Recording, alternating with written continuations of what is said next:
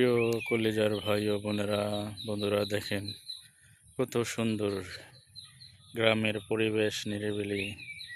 দেখেন দুই ভাই মাছ ধরিতেছে বড়শি দিয়ে পুকুরে। গ্রামের পরিবেশটা আসলে সুন্দর, দেখার মতন। দেখেন এই ক্ষেত দেখছেন কত সুন্দর সবুজ।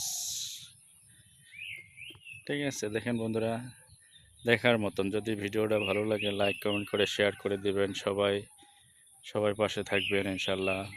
বেশি বেশি ভালোবাসা দিবেন। আপনারা আমাকে এই পর্যন্ত অনেক ভালোবাসা দিয়েছেন। আমার ৯,০০০ ফলোয়ার পার হয়ে গেছে বন্ধুরা।